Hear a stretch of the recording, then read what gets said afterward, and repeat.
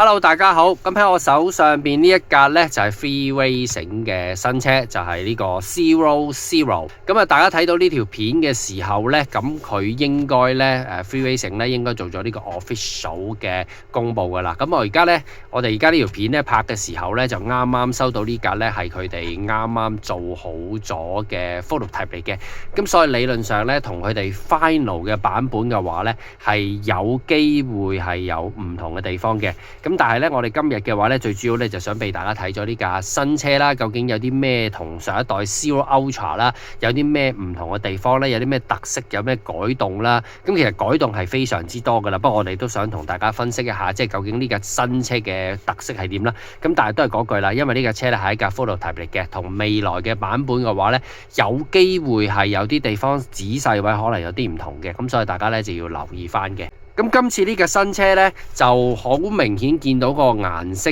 嘅 frame 啦，我哋叫做咁就同上一代呢 Zero Ultra 呢都係玩翻佢哋當年嘅紫紅色嘅設計。咁但係今次嘅設計嘅顏色呢，就相比起上一代 Zero Ultra 呢，上一代呢就偏較紫色多啲嘅。咁但係今代嘅話呢，就好明顯呢就偏粉紅色嘅，就玩翻佢哋當年真係櫻花時代嗰隻咁嘅顏色。咁今次嘅新車咧，就同上一代嘅 Zero Ultra 咧，其實樣嚟講咧都幾大分別下嘅。甚至舉個例，底板啦、懸掛臂咧，其實全部嘢都係改晒嚟㗎啦。咁所以如果你諗住話可唔可以用翻架 Zero Ultra 嘅零件嚟作為一啲嘅升級改動咧，咁就 sorry 講一句啦，就唔得㗎啦。咁呢架車嘅話咧，因為係一個完完全全嘅新車，無論喺波箱啦、懸掛臂啦、杯等等啦，全部都係唔同晒噶啦。咁而今次嘅新車嘅最大嘅特色地方呢，就係主要係喺嗰個重量上面嚟嘅。咁佢設計咧就係以輕量化為主嘅，咁所以好多嘢咧都係以微型化啦，我哋或者叫做細咗嘅化版本啦，又或者樣嘢都簡化咗嚟作為一個設計嘅主導嘅。最明顯嘅分別咧就我哋睇翻佢嗰個嘅波箱啦，個波箱嘅話咧，上一代咧好明顯大家記得啦，就係用一個牛角啦，好似 MTC 咁嘅款式咁嘅牛角啦。咁但係今代咧就轉翻做呢一個嘅碳纖油壓架，主要嘅目的咧就係令到佢嘅車咧嗰個重量咧輕咗之餘啦，另外喺嗰個設定上面咧，亦都比較多樣化少少嘅。頭嘅部分啦，油壓架嘅話咧，好明顯咧就會見得到咧，就會係一個嘅雖然係表面上係一個一體式嘅油壓架，但係實際上嚟講咧，中間係有條坑嘅，係可以有一個嘅。當你壓落去嗰陣時候嘅話咧，佢係有一定嘅喐動嘅，定個波箱係可以有喐動之餘嘅話咧，另外亦都可以硬死咗佢啦，亦都可以比較硬翻少少，所以會根據住架車嗰個嘅嗰個懸掛嘅反應嗰陣時候咧，而作出一啲嘅改變嘅。咁呢個就係成個波箱咧，個波箱設計亦都係成個唔同晒噶啦。咁上嘅懸掛臂咧就變翻就用翻呢個推杆啦。咁其實呢個推杆嘅話咧，上一代 Zero Ultra 都有噶啦。咁但係就只不過今代咧就變成咗一個嘅推杆形式咧，就變成一個係標配啦。咁而波箱嘅上牛角部分啦，你好明顯見到咧，成個設計都唔同咗啦。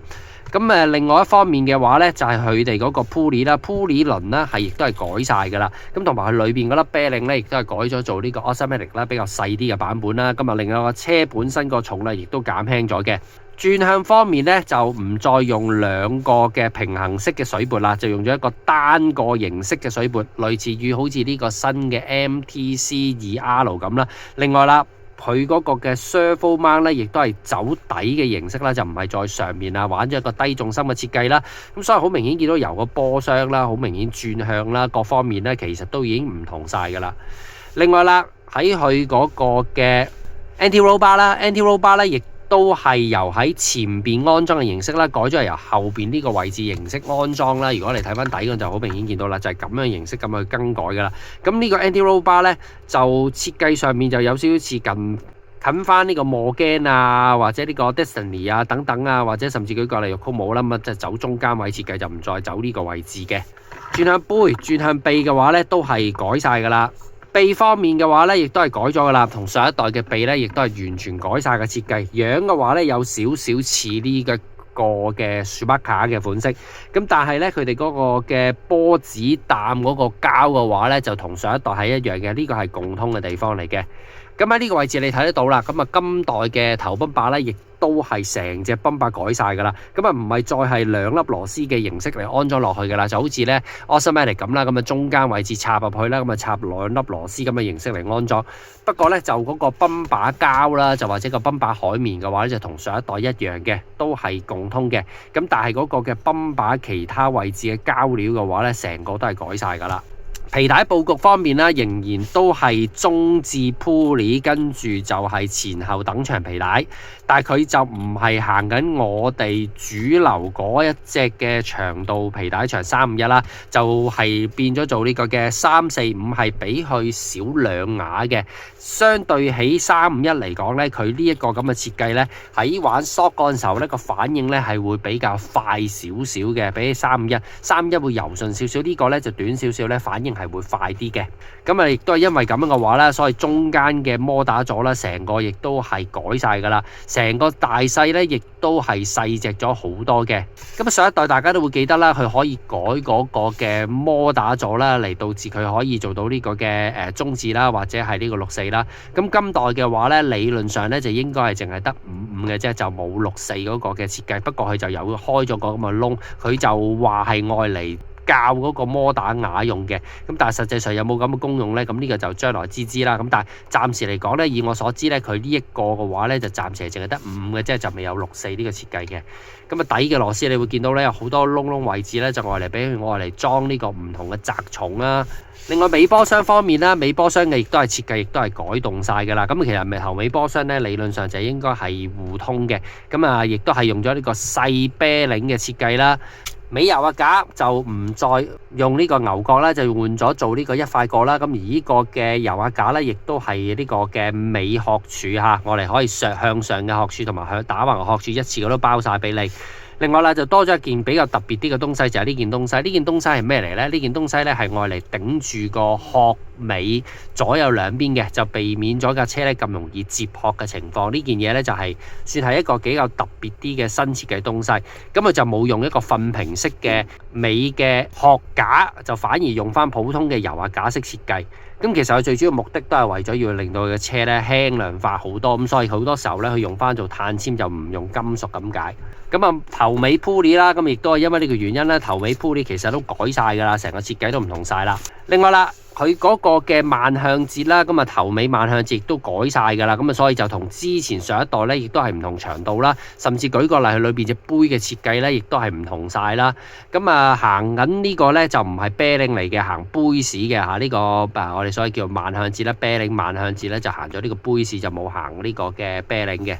咁你會見得到咧，成架車咧佢嗰個設計咧都係一個比較簡化咗好多東西嘅式嘅設計啦，咁同埋會見得到咧，上面咧就寫咗好多字上去嘅，咁譬如話呢度有28啊，呢度有 spacer 啊成啦，咁啊或者舉個例，佢哋裝位置螺絲窿窿等等啦，咁啊甚至舉個例呢度有個數字咧，就佢呢啲咁咧就我哋提醒你咧嗰個本身用緊嗰件東西嘅長度啦，或者一個調整啦，咁啊方便你譬如話玩嗰陣時候咧，就算冇說明書咧，你都可以大概知道咧究竟個長度啊點樣去 setting 啦，咁呢個係有佢嘅特別好處嘅，咁亦都係因為咁嘅話咧，今次呢一架車咧以輕量化為主咧，所以佢本身咧亦都係裝咗頭先講咗啦，就有好多窿位咧，我哋俾你裝紮鐵咧，我嚟紮翻重架車嘅。咁啊原因就係因為想你架車咧可以輕咗啦，咁啊然之後 balance 各方面嘅話咧，就可以有更多唔同嘅配套式嘅設計啦。咁啊電架方面咧，同上一代都好類似嘅啦，亦都係有少少彈弓式嘅設計啦，亦都係可以咁彈開我哋扣實舊電啦。咁啊同上一代嘅其實分別就唔算好大嘅。咁但係整體嚟講，你會見得到咧。成架車無論佢嘅結構啦、設計啦各方面咧，其實就同上一代 Zero Ultra 咧嘅分別都頗為大嘅。如果上一代嗰架車咧係參照咗呢個嘅磨嘅 NTC 咧，咁今代新嘅設計嘅話咧，就你可以咁講咧，就話參考咗呢一個嘅 Schumacher 嗰架車，尤其是懸掛臂嘅設計款式啦，係比較似 Schumacher 嗰個款式啦。咁啊，成架車架咧好明顯，亦都係好幼嘅，所以你見到舊電咧，其實咧好多地方已經步步 protect 住。成架車我諗佢個設計都係為咗輕啦，同埋為咗比較車咧係比較多少少扭動嘅。